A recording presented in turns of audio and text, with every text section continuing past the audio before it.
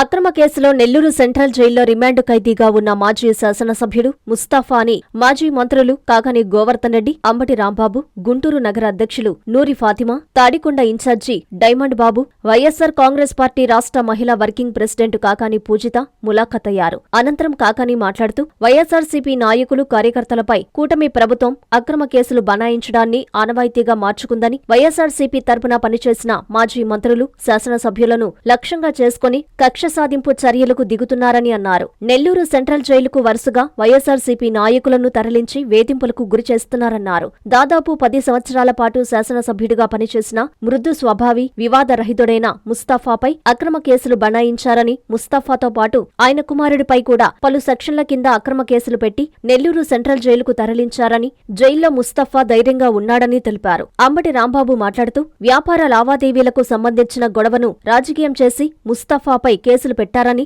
ముస్తఫా ఆయన కుమారుడికి బెయిల్ రాకుండా కావాలని తీవ్రమైన సెక్షన్లు మోపారని, ఎస్సీ ఎస్టీ అట్రాసిటీ కేసులతో సహా పలు అక్రమ సెక్షన్లను ఇందులో చేర్చారని, 10 సంవత్సరాల పాటు ఎమ్మెల్యేగా పనిచేసి నియోజకవర్గ అభివృద్ధికి ఎంతో కృషి చేసిన వ్యక్తిపై ఇలా చేయడం దారుణమని, రాజకీయంగా ఎదుర్కోలేకనే ముస్తఫాపై ఇటువంటి కక్ష సాధింపు చర్యలకు పాల్పడుతున్నారని, ఓటమి భయంతోనే ప్రభుత్వం వరుసగా వైఎస్సార్సీపీ నాయకులపై కక్షపూరితంగా వ్యవహరిస్తోందని అన్నారు.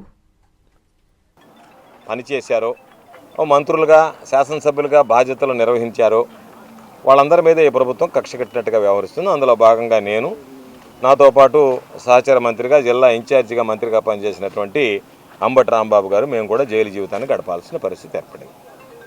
ఈరోజు వరుసగా చూస్తున్నాం నెల్లూరు జిల్లాకు సంబంధించి పిన్నెల్లి రామకృష్ణారెడ్డి గారి దగ్గర నుంచి అనేక మందిని నెల్లూరు జిల్లాకు తీసుకురావడం, వాళ్ళని ఇక్కడ పెట్టడం, రకరకాలైనటువంటి వేధింపులకు గురి చేయడం చూస్తున్నటువంటి పరిస్థితుల్లో ఈరోజు మా సహచరుడు దాదాపు 10 సంవత్సరాల కాలం పాటు మాతో పాటు శాసనసభ్యుడిగా పనిచేసినటువంటి వ్యక్తి, మృదు స్వభావి, వివాద రహితుడు, ఎవరితో కూడా పరుషంగా మాట్లాడేటువంటి మనస్తత్వం లేనటువంటి ఈరోజు ముస్తాఫా గారిని ఒక అక్రమమైనటువంటి కేసులో ఇరికించి అనేక రకాలైనటువంటి సెక్షన్లు బనాయించి ఈరోజు ఆయన్ని, ఆయన కుమారుడిని నెల్లూరు సెంట్రల్ జైలుకి తరలించడం జరిగింది. అందుకని ఆయన్ని పరామర్శించాలనేటువంటి ఆలోచనతో నా సోదరులు, గతంలో నాతో కలిసి మంత్రిగా పనిచేశాడు, ఈ జిల్లా ఇన్ఛార్జిగా మంత్రిగా పనిచేసినటువంటి అంబటి రాంబాబు గారు, అందులో గుంటూరు జిల్లాకు సంబంధించి అధ్యక్షులుగా కూడా ఉన్నారు. దాంతోపాటు తాడికొండ ఇన్ఛార్జిగా ఉన్నటువంటి డైమండ్ బాబు గారు, ఆయన కుమార్తె ఈరోజు గుంటూరు టౌన్కి సంబంధించినటువంటి అధ్యక్షురాలుగా ఉంది. 2024 ఎన్నికల్లో కూడా గుంటూరు ఈస్ట్ నుంచి వైఎస్ఆర్ కాంగ్రెస్ పార్టీ అభ్యర్థిగా పోటీ చేసినటువంటి నా సోదరి ఫాతిమా గారు, పూజితమ్మ, స్థానికంగా ఉన్నటువంటి నాయకులు, అక్కడి నుంచి వచ్చినటువంటి ఆయన అభిమానులు అందరం కూడా వెళ్ళి ఈరోజు పరామర్శించడానికి వెళ్ళడం జరిగింది. 6 మందిని అనుమతించారు. 3 ముస్తాఫా గారితో మాట్లాడడానికి, 3 ముస్తాఫా గారి అబ్బాయితో మాట్లాడడానికి వెళ్ళి మాట్లాడడం జరిగింది. నెల్లూరు సెంట్రల్ జైలుకు రావడానికి గల కారణాన్ని మిత్రులందరూ కూడా వివరించారు. ఒక వ్యాపార లావాదేవీలో జరిగినటువంటి ఒక సంఘటన, దాని మీద ముస్తఫా గారు ఆయన కుటుంబ సభ్యుల మీద, ఇంకా కొంతమంది మీద ఫాల్స్ ఎలిగేషన్స్తో బెయిల్ రావడానికి వీల్లేనటువంటి సెక్షన్లు వేసి కిడ్నాప్, 307, అదేవిధంగా ఎస్సీ ఎస్టీ అట్రాసిటీస్ యాక్ట్, ఇలాంటి కేసులన్నీ వేసి, సెక్షన్లన్నీ వేసి వారిని గుజరాత్లో ఉంటే యాంటిసిపేటరీ బెయిల్ మూవ్ చేసి గుజరాత్లో ఉంటే పోలీసులు వెళ్ళి గుజరాత్లో ఐఎస్ఐ తీవ్రవాదిలాగానో లేకపోతే సంఘ విద్రోహ శక్తిలాగానో పట్టుకొని తీసుకొచ్చారు, కోర్టులో ప్రొడ్యూస్ చేశారు. కోర్టు వారు రిమాండ్ ఇచ్చారు. ఇది చాలా అన్యాయమైన కేసు. ముఖ్యంగా ముస్తఫా అనే వ్యక్తి 2 టర్మ్స్ వైఎస్ఆర్ కాంగ్రెస్ పార్టీ తరపున శాసనసభ్యుడిగా చేశారు. ఆయన బేసికల్గా పొగాకు వ్యాపారి. ఇవాళ కూడా పొగాకు వ్యాపారంలోనే చాలా సంవత్సరాల నుంచి, ఆయన ఎమ్మెల్యే కాకముందు నుంచి కూడా పొగాకు వ్యాపారం చేసేటటువంటి వ్యక్తి. తాడికొండకు ప్రథమంగా ఒక సర్పంచ్గా ఎన్నిక కాబట్టి తర్వాత రాజకీయాల మీద ఇంట్రెస్ట్ ఉండి వైఎస్ఆర్ కాంగ్రెస్ పార్టీలో చేరి ఓటమి ఎరుగకోకుండా 2 సార్లు కూడా గెలిచినటువంటి వ్యక్తి. ఆయన మీద కక్ష సాధించారు. ఆయన ప్రస్తుతం రాజకీయాలకు దూరంగా ఉన్నాడు, వ్యాపారం చేసుకుంటున్నాడు. ఎందుకు కక్ష సాధించారు అని మాకు అర్థమవుతుందంటే, నూరి ఫాతిమా వారి అమ్మాయి, ఆమె మొన్న పోటీ చేసింది, ఆయన స్థానంలో ఓటమి పాలయ్యాం. గుంటూరు పట్టణానికి వైఎస్ఆర్సీపీ అధ్యక్షురాలుగా ఉంది. కూటమి మీద జరుగుతున్నటువంటి అనేక పోరాటాల్లో భాగస్వామిగా ఉంటుంది. మరి దాని మీద కక్షబట్టి చేసినట్టుగా మాకు అర్థమవుతుంది. పొలిటికల్ వెంటా. అస్సలాము అలైకుం, వందనాలు. ఈరోజు నాన్నగారు ముస్తఫా గారిని ఈరోజు కలవటం జరిగింది. ఆయన ధైర్యంగానే ఉన్నారు. అలాగే మరి ఈ కేసు విషయంలో చూసుకుంటే ఎవరో ఒకళ్ళు డబ్బులు ఇవ్వాల్సింది పోయి మరి మీడియేటర్ అయిన వ్యక్తి డబ్బులు ఇవ్వాల్సింది పోయి డబ్బులు ఇచ్చి తిరిగి మేము కేసు పెట్టించుకొని ఈరోజు జైలు పాలు అవ్వాల్సి వచ్చింది. ఈ కూటమి ప్రభుత్వంలో రెడ్ బుక్ రాజ్యాంగంలో బిఆర్ అంబేద్కర్ గారు రాసిన రాజ్యాంగం, ఆయన తీసుకొని వచ్చిన ఈ లా అండ్ ఆర్డర్లు ఇవన్నీ తీసుకొని వస్తే ఈరోజు ఈ కూటమి ప్రభుత్వం దాన్ని మిస్యూజ్ చేసి ఏ విధంగా ఈ రాష్ట్రంలో ఉన్న వైఎస్ఆర్సీపీ నేతల మీద కానీ వైఎస్ఆర్సీపీ యాక్టివ్గా ఉన్న ప్రతి ఒక్కళ్ళ మీద కూడా ఏ విధంగా కేసులు పెడుతున్నారు ప్రతి ఒక్కళ్ళు కూడా చూస్తున్నారు.